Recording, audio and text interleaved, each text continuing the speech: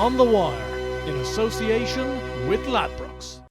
Yeah, you're very welcome along to On the Wire. Just before we went live, Bryan Cooper couldn't log in, and Nicola was worried about her hair, so we're really sticking to the script. Mark Boylan is in the corner as well, and Ladbrokes sponsoring On the Wire for what is going to be a fantastic Punchestown festival. And we're going to go through the first 2 days of the action because we have declarations, and then we go through the rest of the weeks where Ladbrokes sponsored the Big Gold Cup. I have to start with you, Bryan Cooper. I just saw at the bottom of the screen there, former jockey, and it actually still takes me a few seconds to realise that you are a former jockey. How are you keeping? Yeah, good. I've been busy. It's been a hectic 2 weeks, and I suppose trying to find a job now is the main thing, and trying to be as active as I can. What is on the pipeline for you? I'm doing plenty of this work. Funny enough, like everyone thinks, I haven't been doing a whole lot the last few weeks, but I have been actually really busy.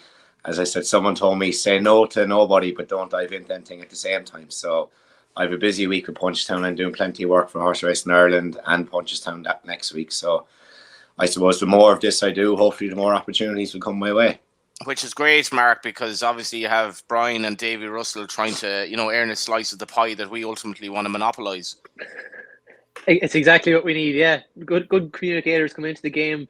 Guys that have more experience these grade one scenarios than we do. It's just exactly what you want as a racing pundit, Johnny.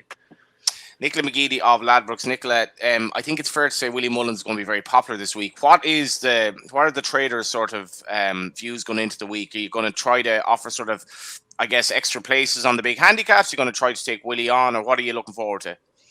Yeah, listen, we've got loads of offers throughout the week. We certainly won't be trying to take Willie Mullins on. We'll just be running scared of him because you look through the betting, he's got like the first 4 or 5 in a lot of the big races. So it is going to be the Willie Mullins show. We'll try and avoid him. I'm sure there'll be some will look to lay, but yeah, we'll be running scared of him. That's all I can say on him. From a trainer's perspective, Bryan, if you're thinking of your dad and all that, like, I suppose the one thing, if you look at the likes of Appreciated and Sir Gerhard, for example, run early on in the week, both of them have run since Cheltenham. And, is there a suggestion maybe that some of his horses will be a little bit over the top? I don't know, because he still backs it up every year in Punchestown, but I think he's got so many bullets to fire, that is a massive advantage. Like, a lot of the horses didn't run up to scratch in Fairyhouse that ran in Punchestown, or that ran in Cheltenham, should I say. But for whatever reason, he backs it up in Punchestown year in, year out.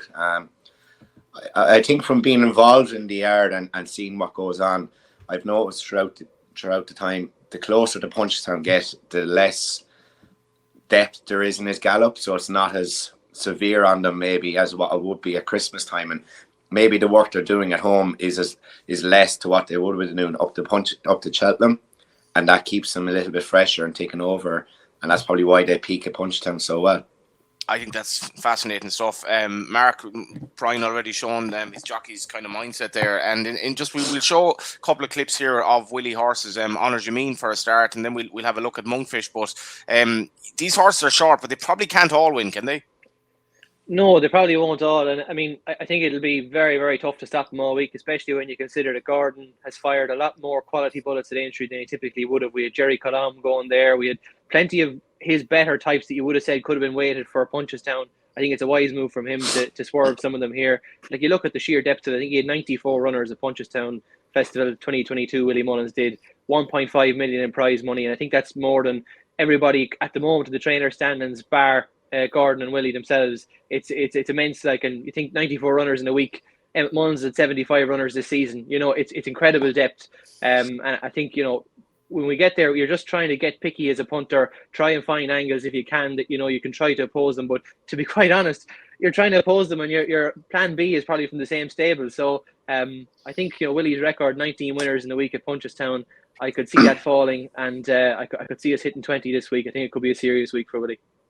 Yeah, I agree with you as well. Like, Willie's second and third string can often offer value, and I already see that in the first couple of days in the grade ones. But just to mention our sponsors, Ladbrokes, we do have a special offer this week as well for Ladbrokes punters, online and mobile customers in the Republic of Ireland get a completely free €5 bet to use over the 5 days. There it is, of the Punchestown Festival. The terms and conditions apply. Over 18s only. And obviously, Nicola, you want new customers this week. Exactly, we do, and hopefully we're going to get them. And why wouldn't we, with all the Grade 1 action that's going to happen? And yeah, we have some really nice offers throughout the week. We've got another really nice charity angle, which you're going to talk about later as well, Johnny. So there's plenty there. Absolutely. So let's get right into it. And I love 48-hour decks. I can't believe the Trainers Association actually eventually at one point voted against these. I think everyone is in favour of them pretty much. Give you time to study the form, and non-runners haven't been too bad. So we have declarations for Tuesday and Wednesday. We'll get straight into it with you, Bryan. The first race we're looking at is the big race on day one, which is all about Honor Jameen ultimately. And I guess the thing with him, Bryan, is that when we see him here win that Punchestown, doesn't really seem to matter where he runs. He's ground versatile. I thought as much as the race fell apart at Cheltenham, he was flawless. I mean, can he be beaten, Bryan? I don't think so. You know, he surprised me in Cheltenham with the way he did it, albeit a couple of underperformed, but he never came off the bridle like in the champion chase. And you look at Paul Townend looking up at smiling into the camera halfway up the running. Like I don't remember any jockey that has done that in Cheltenham. Never mind in a champion chase. He's flawless. His jumping was a lot better in Cheltenham than what it had been prior to that, and I think he's one to sit back and watch now and just enjoy it more so than anything else. Yeah, just looking at the betting mark, again, as you mentioned, it's kind of Willie Mullins dominating even in terms of the opposition. What about Blue Lord, Mark? I thought, I mean, I had backed this horse anti-bus at 33s for, I'm not trying to get the violin out here, but I said all along, there's no way he should be running the Ryanair. And to be fair, I was right. He doesn't stay this trip. No, he doesn't. And I mean, even at 2 miles, I think a very, very end-to-end 2 miles, sometimes he can bring out the best in him, but he's a type of horse to me that I struggle to rely on him to reproduce his best. The run at Christmas was excellent. Then he lets down at Dublin Racing Festival. And again, I'd agree with you trip-wise, but I do think Gentleman to me is the one, if there is going to be anything to give an Ergamine a rattle, he's the one. Missed Cheltenham with an infection, comes here a little fresher. We know he's a spring horse. You know, you'd like to see the ground drying for him. I know we have a little bit of rain to come over the course of today. I think they got a mill overnight, Sunday night into Monday. We've got approximately 5 more to come before we kick off. That's probably not ideal for Gentleman to me, but you know, really you're struggling. I don't think this champion chase, you know, for all that an Ergamine was flawless here, it did fall apart. You know, I wouldn't lose sight of that fact. I don't think when Gentleman to me is absolutely on his game that he will beat a peak in Ergamine, but will we see a peak in Ergamine? You know, there's no guarantee. Look, I can't see an Ergamine being beaten, but if there is something to give him a rattle, it will be Gentleman to me, I'd feel, Johnny. Blue Lord just a little unreliable. Yeah, he is a little unreliable, despite the fact he's a very good win record. We will now look at footage of the Dublin Race Festival, and this is when the bubble burst a bit for me with Blue Lord in the sense that he was well beaten here. And Nicola, this was a performance that, I don't know, it brought back the old Blue Lord to me. He was well beaten at Punchestown before when he was quite well fancied in a hurdle race and after running at the Cheltenham Festival. And this is a brilliant performance from Gentleman to me. Yeah, that's why the price is there. Listen, an Ergamine is 4 to 11, the star attraction. I just spoke to Paul Townend for his blog there just before this call. He just straight up best ride of the day. You know, he was just so good winning the champion chase at Cheltenham. It's just not a surprise to see him that short. He's going to make up a lot of multis, and our banker double is proving really popular. We've gone 2 to 1 from 6 to 4. Then an Ergamine and Galopin de Champs both win by over 4.5 lengths. That's being backed. But Gentleman to me does deserve respect and is the nearest rival at 9 to 2. He was so good as well at the Dublin Racing Festival. And he comes off the back of a little setback, which have ruled him out of the Cheltenham Festival. But he should inject a good bit of pace into the race as well. Blue Lord absolutely friendless in there at 8 to 1. And I think, you know, Chacun Pour Soi holds a spot in a lot of people's hearts as well. At 33 to 1, you imagine the each way punters looking for a bit of value will get involved there. I haven't spoken to you in a while. One thing is you're developing a bit of a loud accent, which might be appropriate after the win in the football yesterday. You had me there on a 2 to 1 double, but then it was a distance double, but I can still see why it's popular. We go into the novice hurdle now, sponsored by KPMG, Champion Novice Hurdle. I'll stay with you on this, Nicola. We have a very short price favourite here in Facile Vega. I'm not necessarily mad in this horse. I think there are many, just speaking to people in general on WhatsApp groups, I think a lot of people are willing to take him on. What do you make of it? Yeah, well, Facile Vega obviously is on a retrieval mission, and you can understand why people will be skeptical to get involved, especially when he's 4 to 7. But this race, it's the perfect opportunity to get him back on track. We're confident that he's going to do that. He's already beat some of these at Cheltenham. This is him winning the bumper last year when the dream was still very much alive. Yeah, and it was just obviously Marine National just in front of him. Diverge is in there at 7 to 2 as well, was third in the same race for Mullins and takes on Facile Vega again, as does his stablemate Il Était Temps at 5 to 1. Then you've got Gordon Elliott's horse Found a 50 and No Looking Back for Oliver McKiernan. And also they were very disappointing at Aintree, and it's, this comes around very soon, and having to leave that disappointing run behind them, you can see why they're 20 and 33 to 1 in the betting. Brian, I was a bit skeptical about Punchestown in terms of just the makeup of these graded races, but I actually think in particular the first 2 days, I think they are quite fascinating because you can make a case pretty much for the 5 of these at the prices or each way or something. What do you make of Facile Vega at this stage? Were you disappointed? I know the form has worked out at Cheltenham. Were you disappointed in him? I wasn't. No, I was against him going into Cheltenham. I just wasn't there was no wow factor all year round with me as everyone was expecting, and I fancy Il Était Temps actually in Cheltenham, but he disappointed me. I thought with the way he won at the Dublin Racing Festival, he was still not getting the credit he deserved, but he didn't perform to where he probably should have. I'm just not a fan of this. I think he's a strong traveller. He'll probably arrive down to the last on the bridle, but I just don't like what he's been finding when he's coming off the bridle. And I think Diverge is very interesting. He was ridden very patiently in the Supreme, where not a lot of horses got into it from well off the pace, and I think they'll ride him with a few different tactics tomorrow, and I think he'll reverse the placings with him. You're not the first person to say that. Mark, what do you make of it? Yeah, I'm on Diverge too here. I thought the way he was ridden at Cheltenham, he was ridden to come home rather than to pick up the best place, rather than ridden to absolutely aggressively win it. On Facile Vega, you'd have to think when he went to Cheltenham on the back of the DRF blowout, surely Willie would have left very little to spare there in terms of absolutely ensuring that this was max Facile Vega. And, I would have been a fan of the horse coming out of last season big time. But, as time goes on, you look at the champion bumper from last season, you just start to question the merits of the overall depth of that race. And, to me, he could be a little bit vulnerable here. I'm not so sure. I think if you strip away some of the hype, I've kind of done a 360 in this horse, but you strip away some of the hype, you look at the strict sort of form. I'm not so sure that we are dealing with the absolute potential superstar we once thought. Diverge, unexposed type. And we have seen in this race, obviously Sir Gerhard, I think he had a physical issue when he was disappointing last year, but we had Mellon come here after a cracking run, second in the Supreme. He was turned over. We had Get a Bird come here after he had ran at Fairyhouse in between, turned over after a Supreme effort. I just think there's a chance here, especially novice this time of year. He might be one of the more bulletproof ones for me, Facile Vega. I'll have a cut at Diverge.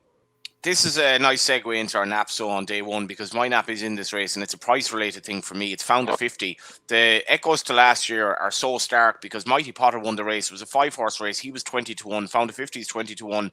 And Willie had a hot pot in the race who disappointed. I'm not saying, I think Facile Vega ran well at Cheltenham. For me, the thing with Found a 50, is that the fact they're turning him out after Aintree would suggest that there was something not right there, because he found absolutely nothing. Prior to that, his run against Corbett's Cross was very solid. And I just think at the prices, he's going to run a big race. You're getting 5s to finish in the first 2. Here are the naps on day 1, and that's mine. We'll go with you, Brian. What is your nap on day 1? I was siding with Facile Vega, but the more I read into form and the Cheltenham race, I think I'm going to stick with Diverge. I think he's more of an option for me. I've actually just remembered I did nap Fernilly, so I was torn between the two, and it was a price-based thing. Fernilly is 10 to 1 in the novice chase, which I just think this is a race in which Willie is 2 horses for me, Sir Gerhard and Appreciated. Massive questions to answer, and Fernilly and other horses in the race I think are a bit of value. So Fernilly is actually my nap at 10 to 1. Found 50 will be my next best. What about you, Mark? Unfortunately, Johnny, for your sake, I actually like Fernilly in that race as well. I haven't been bowled over by the overall standard of those novice chasers. I like him, but from nap material, I think we'll try and get off to a flyer in the first, the 340. I really like Night and Day. Willie Mullins, Paul Townend. You draw a line through the last run at Fairyhouse. It hasn't been an ideal run with her. Really impressed me at Clonmel, albeit it was a weak race. But it missed Cheltenham with a setback, and the could go wrong, went wrong for in the Honeysuckle Grade 1 at Fairyhouse last time. pulled up before we got too deep into affairs there. But look, this is a drop in class. This is a race that should suit. She's really well bred. I thought when she won it, Clonmel earlier in the season, we were looking at a real Cheltenham Mares Novices horse. She was made a single figure price. I think she could just have a little bit of class over these if she puts it all together compared to her rivals here. So I'll have a go night and day in the opener on Tuesday. You're taking me on, Nicola. I'm going to go with Appreciated in the Champion Novice Chase. That's at 6:35. Paul Townend has remained loyal, although I know it was a tough decision separating him and Sir Gerhard. Sir Gerhard obviously beat Appreciated at Ferryhouse, but I think there's very little between them. And Sir Gerhard, disappointed at Punchestown the last couple of years. Appreciated, I know, wears a tongue tie, and I think that's going to help as well. So yeah, Appreciated for me at 7-2. I was at Ballinasloe railway station in the real arsehole of Southeast Galway last week, and a fella came up to me. He's like, do you remember me meeting you in the Harp Bar after the Derby? And then I did, and he got talked to me, and he said, look out for Peter Fahey's horse in the bumper on the Tuesday, down Mexico way, ridden by Derek O'Connor. So there was an early tip, and I like getting advice for races, especially because it's later on in the day, and you might need a winner at that stage. Let's get on to Wednesday, and we'll start with you, Nicola, because Ladbrokes sponsoring the big race, Punchestown Gold Cup. Brave Man's Game, I mean, the story behind him is a bit mad, but he is coming over, and all of a sudden this is a pretty cool race. I'm so delighted. Yeah, so obviously all 6 stood their ground, and just the fact that Brave Man's Game has got the green light is brilliant, and just makes for a mouth-watering clash again, because the Cheltenham Gold Cup, it was such a good race, and I think this one's going to be a cracker as well. We have footage of it here. So is there any case that Brave Man's Game went a bit hard and was ridden too aggressively, and Paul Townend picked up the pieces? Could he reverse the form? I don't think so. Listen, we've got Gallop and Deschamps in there at 1-3. Hopefully Cheltenham hasn't left a mark on him. That race it's such a hard race, and it's hard to back it up as well then. And a little fact, since the turn of the century, only 3 horses have completed the Cheltenham Punchestown Gold Cup double. Wow. In the same season. So it's a hard thing to do. Bonus points if you know who those 3 were, guys. We don't have time today, Nicola. Kicking King, Tyson John. But yeah, listen, he was really strong through the line at Cheltenham, and hopefully, he can back it up. He really does look the real deal, and that's reflected in his price. We make Brave Man's Game 5-1, and then you've got Envoy Allen at 9-1, Hewick 16-1, Fury Road 25-1. Who can be quality on his day as well, and worth in each way bet, I think, and Fast or Slow is 40-1. Yeah, we saw Hewitt just falling there in the Gold Cup, but he got up unharmed, and he will bid to reoppose as well. And you mentioned Kicking King passed away recently. What a horse he was. We'll also have footage here, Bryan, of Envoy Allen winning the Ryanair Chase. And for me, he is the fly in the ointment here potentially, because on his day, he's exceptionally good. He is exceptionally good on his day, but for me, he's too hit and miss. He'll throw in one good run, 2 bad runs, and then he'll back it up. And I think maybe just the race, his races take more out of him, more so than other horses, which would, to me, show why he doesn't turn up on his second run. I can't get away from Gallop and Deschamps. I can't see Harry Cobden doing any different on Brave Man's Game, because just the way Paul Nicholls likes his horses ridden, he thinks they're fitter than everyone else's, and they'll go out and they'll gun him from the start again, I reckon. And I'd say Paul just followed him around there and have a laugh at them and pick him up at the back of the second last. It was interesting to see Shark reckons Hewitt would have nearly won, I think, if he didn't have fallen as well. But I've watched that back plenty of times now, and I can't see where that was going to come from. So I think it's a 2-horse race, and it'll definitely be a fantastic race to watch. Yeah, I stand corrected, but Shark is trademarked as one of the more optimistic trainers. I don't think he's actually had a winner since Hewitt won in America. Would that be right, Mark? It might be his last one. He definitely had a winner at Galway in October as well. But it's definitely that sort of territory, Johnny. Yeah, his last winner in Ireland or Britain was the 4th of October with Hallowed Star. So he's had a poor season stats-wise. But to be fair, it's good to see Hewitt turn up. What do you make of this, Mark? To be fair, as far as 1-3 shots go, I think Gallop and Deschamps is more than fair. I know we've had kind of this rigmarole over the last while trying to make sure Brave Man's Game gets here, but big thing with him, I think, is just end of the season. Will he absolutely will we see peak Brave Man's Game here? And I just don't believe we will. We got to Aintree last season. Admittedly, he had missed Cheltenham, pulled out on the day, but he just wasn't himself at the final run of the season. And again, you go back to his form previously as a novice hurdler. Okay, he didn't disgrace himself against a high senior at Aintree, but again, it's just that time of year. I think you're into borrowed time for a season with him. And Paul Nicholls has come over and won this race a few times before, Neptune Collange, Llandazobo, but Llandazobo came here after missing Cheltenham. He got Aintree to Punchestown, I'd just be wary of that. I actually think of the price, if you're looking for betting without, I think Fury Road will run well. I know he came down early in the National, but go back to the Dublin Racing Festival, he's right up Galloping Deschamps' backside coming to the last. Riding in this sort of race, I think, there's a chance to end the season. Some of them won't fire. This horse, in fairness to him, when he gets a little bit of decent ground, ride him that type of way, I think there's a chance he could come home and pick up pieces Fury Road. But Galloping Deschamps 1 to 3 is one of the better short price ones all week. The Irish Mare Novice Hurdle is a 3 mile grade 1 at 5:20. And we start with you, Nicola, because you really fancy the favourite here. I cannot get over the declarations for this. I mean, all these fears about small fields, 17 runners. Yeah, it's brilliant, isn't it? But we still have a 4 to 7 favourite here in Gaelic Warrior. I think a good few of us, I think, might have put this up as a nap, but he was obviously beating a short head at Cheltenham Festival last year to Brazil, but then won his next 3 on the trot by wide margins. Obviously came second to Imperial Pass in the Ballymore. I think he had his excuses that day, and that can be improved upon. And he deserves to be a big favourite, and I think he's going to make amends. I love the horse. He looked class at the Dublin Racing Festival, and I can't wait to see him again. Yeah, the thing is, Bryan, as well, he can be out to his right. This was winning over 2 miles, but if he stays the trip, he wins. He's the classiest horse in the race. He has his quirks, but I think he's getting better with each run. I like Affordale Fury. I thought he ran very well in the Arblet Bartlett from Kem. He jumped off last. He came from well off the pace. He's been. I know the horse very well, and he fell with me in Navan earlier on the year. I think he's a massive engine, and the drier ground will be a big help to him as well. And if Gaelic Warrior doesn't show up and with the way he did in Cheltenham, I think this horse can run a big race. He's a massive engine. He's going to be a big chaser in the making. And when Noel Meade gets a Grade 1 horse, he surely knows what to do with them. And I'd be willing to take on Gaelic Warrior at the price maybe. Yeah, and Noel in good form. Mark, it is a kind of a straightforward. You're with him or against him here? And I'm very much with him, because I'm just dying to see this horse stepping up in trip. And exactly for the argument you've made in terms of going back right-handed here, going to be right. This is the just to note, this is the Albert Bartlett here that we're watching. But yeah, the right-handed thing, Mark, for Gaelic Warrior is key, isn't it? It's important, but I think even looking back at this piece of footage here, Sander Clegane, red hat, white sleeves down the rail here, he has not been declared for this. They've instead, Paul Nolan decided to have a go at the Connolly's Red Mills auction hurdle final, and I think that's a big boost to Gaelic Warrior's chances as well. He's loads of experience for a young horse as well. Placed at 2 Cheltenham festivals. I think he's at 8 runs over hurdles. I think he just makes an awful lot of sense here. And for all that we have horses here, it is a race that can be a bit spooky sometimes for Bartlett horses coming back. We've had Bartlett winners win the last 2, but before that they've been a little hit and miss. Affordale Fury is one of those that I would just be slightly concerned that coming towards the end of the season. He was on the go at Galway in kind of September, October time. Just potentially, albeit a little freshen up in between. I just think Gaelic Warrior has a bit more class than the rest of them, and he'd be one of my bankers of the week, Johnny.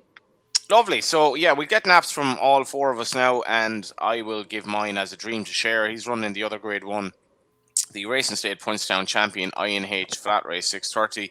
I was concerned about the ground for him at Cheltenham, and I don't think it was ideal for him. And we've had a bit of rain, but it looks like the ground will be fine for him. I thought it was a brilliant performance. For all that, he does take on a very interesting horse in Tully Hill as well, who was ridden almost at Gorn as if he wanted better ground. But what's your nap on day 2, Bryan? I think Galloping Deschamps. I think we've you down as Gaelic Warrior here, though, have we? You do, actually. You can just see it there. Yeah, that's the same sort of prep as I've done. So we'll give you... You can give it a double of Galloping Deschamps and Gaelic Warrior then if you want. Fair. Yeah, and Nicola, you're not deviating from script here. It's all Gaelic Warrior. Yeah, I've fangirled enough over Gaelic Warrior. I've made my case. I'm sticking with it. Mark? I'm Gaelic Warrior as well, but look, just to go a little bit different there, throwing into the mix, I think Junta Marvel in the bumper, the mare's graded bumper, off at 7:45. Now, Patrick Mullins doesn't ride it. Fun is Patrick's ride, but look, that doesn't put me off. Patrick bred fun, rode her to win at Sligo in his own colours before she went to the Dublin Racing Festival. He was never going to get off her, but I thought the way Junta Marvel won at Limerick really, really nicely, beat a well-regarded mare, Gavin Cromwell's and Jiffy McManus's. I think she's one of the nicer bumper mares you've seen in Ireland over the last few months, and I'd be very much looking forward to her in the last. Lovely. So we only have at this stage direct declaration the first couple of days, but we've gone through the main races there. We do have a lovely offer from Ladbrokes, donation offer, which we will get up on screen now. On Wednesday and Thursday this week, Ladbrokes is going to make a €5 donation to the Irish Racehorse Retirement Fund on behalf of each customer who logs in and hits the donate button.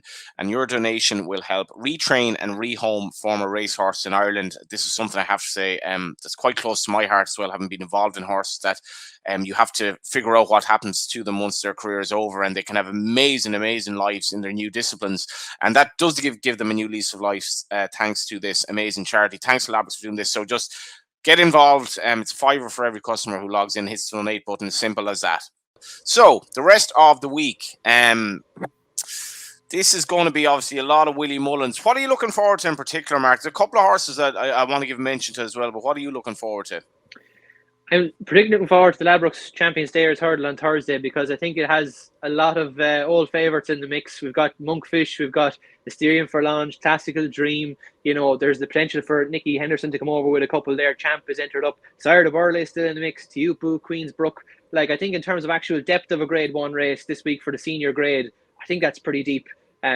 Recent stable for Willie Mullins was very, very, very positive on Classical Dream's chances of coming back, and we know he loves this race. We know he loves Punchestown this time of year. But I'd be very interested in Queensbrook stepping up to 3 miles myself. I've long held the belief that they should be very, very much adept at having a crack at that. They had her enter in the long walk hurdle earlier this season as well, but they resisted that temptation. I thought her run in the Mayor's hurdle at Cheltenham, you know, behind Honeysuckle bowing out, I thought that was a cracker, and particularly how the pace of the race panned out as well. It was very, very difficult for Ratton to lay glove on the front too. But look, as far as the race goes, that's the one to me for the remainder of the week where, you know, you can make a case for plenty. There's a lot of old favourites involved, and you know, we could have a hat-trick bid, I think, for Classical Dream too. He knows the place very, very well, but I'll have be interested in Queensbrook. I think she's around 10-1 each way. Yeah, Mark's built up the race brilliantly there, Nicky. The race that you sponsor as well. Tiupu is 9-4 favourite, anti-boast. Yeah, 9-4 favourite, and I will echo with what Mark says. For me, that's what I'm most looking forward to, not just because we sponsor it, but because it just looks like the most exciting renewal for a long time. Tiupu obviously comes here as the favourite at 9-4, but Monkfish looks really intriguing for me. You know, it's a back-to-back Cheltenham Festival winner we're talking about, who returned from such a long absence of 713 days at Fairyhouse this month, and it was a really fine effort behind Mysterium for Launch. That run has teed him up really nicely for this race, and it would be amazing to see him back in the winner's enclosure.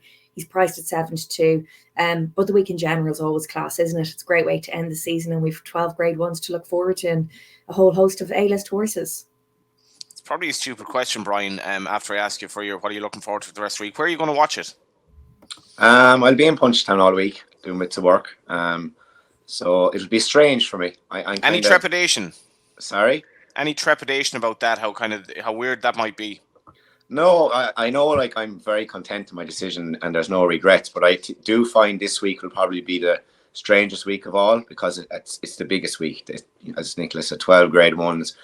I would have been pretty busy, I'd imagine, there, you know, with plenty spares. So, but I'm really looking forward to the new part, what I'm going to do, and I'm looking forward to criticising all the lads now when they do things wrong.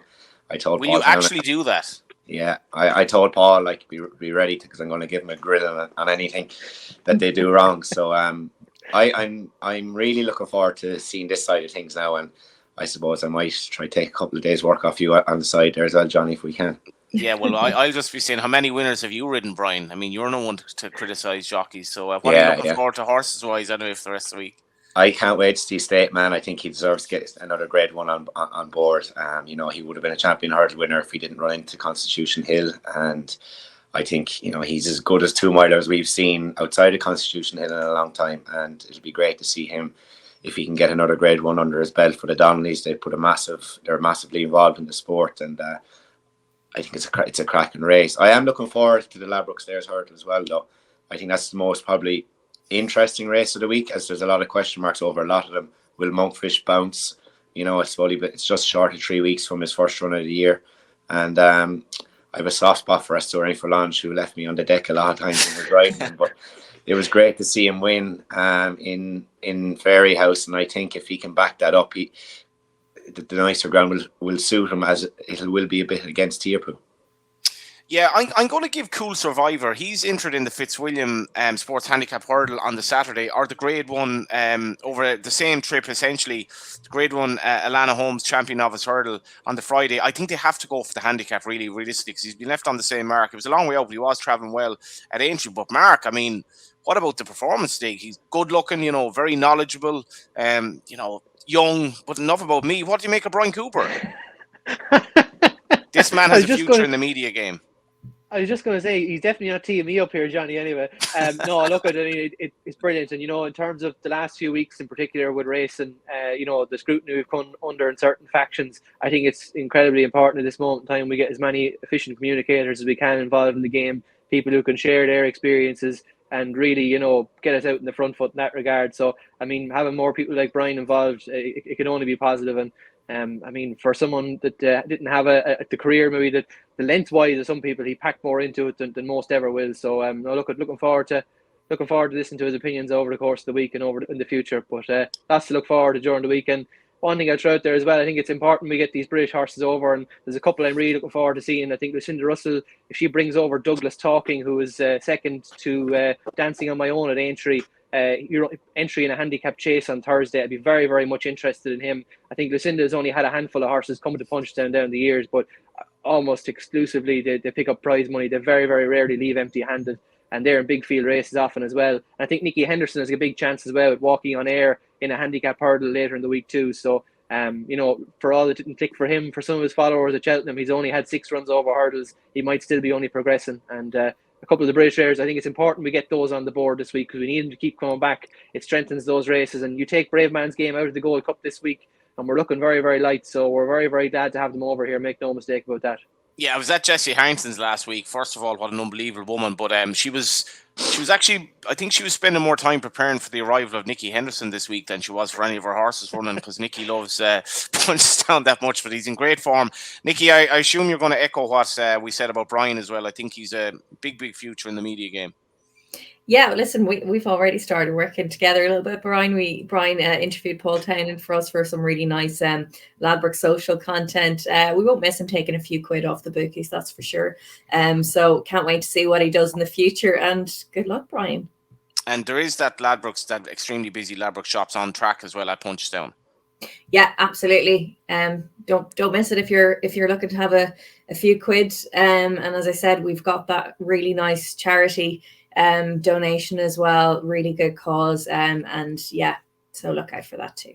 Yeah, check out the staff on site. I always love having a bet with the guys in the shop at the racetrack. There's often a good bit of banter and really, really lively as well around all the away meets. Punchestown is magic. If you're going, enjoy it. And do remember, it is a long week. It's even longer than Cheltenham. Do gamble responsibly. You're going to have ups and downs throughout the week, regardless of what you pick, shorties or long ones. Look out for good each way turns as well in the big races. And the other thing is to watch every race exclusively on Racing TV. An expert team throughout the week. Gary O'Brien is going to host every day, joined by Ruby Walsh, Lydia Hislop, Don McLean, Kevin O'Ryan, and the great Fran Berry, who may actually be getting ice creams for everyone judging on recent form. That's it. Thanks to everyone for coming on. Punchestown is magic. Enjoy it, and we'll talk to you soon. On the Wire, in association with Ladbrokes.